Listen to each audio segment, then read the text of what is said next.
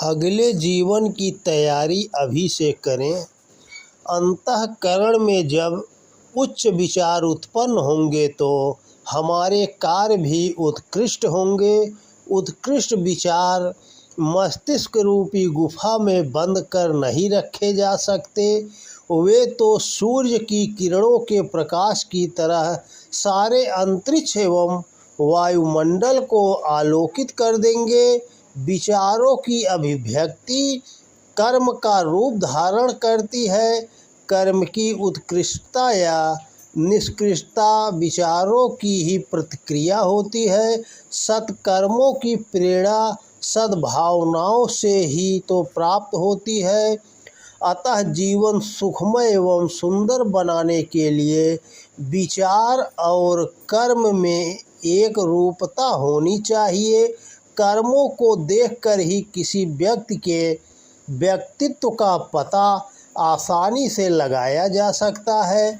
सत्कर्मों की प्रेरणा सद्भावनाओं से प्राप्त होती है तथा कुकर्म दुर्भावनाओं को बीज जन्म लेते हैं।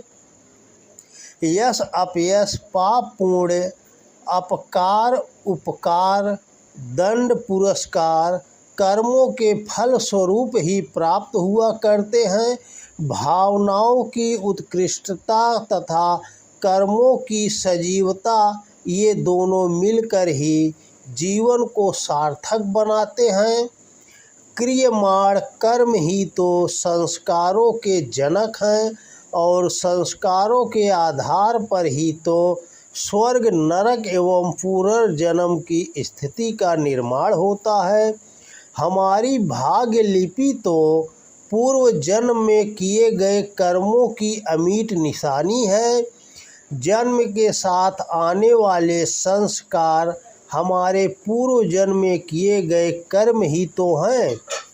अगले जीवन की तैयारी भी हमें अभी से करना प्रारंभ कर देना चाहिए।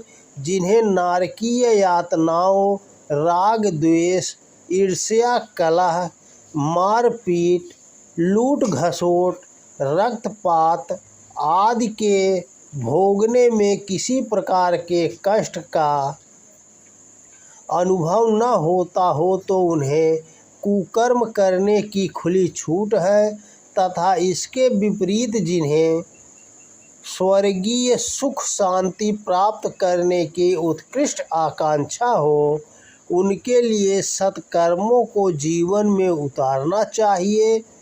सद्भावनाओं एवं सत्कर्मों के समन्वय से मिलने वाला आनंद अवर्णनीय होता है और उसकी यदि उपलब्धि हो जाए तो समझना चाहिए कि हमारा जीवन सार्थक हो गया। तो दोस्तों नमस्कार। विद्या अभ्यास के बिना नष्ट हो जाती है। कठोर वचन बोलने से कठोर वचन सुननी पड़ती है।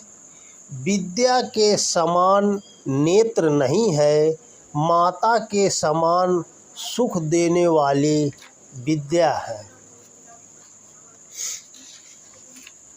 यदि कोई बड़ा होना चाहे तो सबसे छोटा और सबका सेवक बने। विनम्रता एक आध्यात्मिक शक्ति है। संसार में रहो पर संसार को अपने अंदर मत रहने दो, यही विवेक का लक्षण है।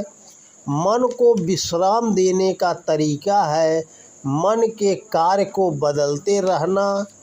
विशाल संसार मेरा घर है, उपकार मेरा धर्म है,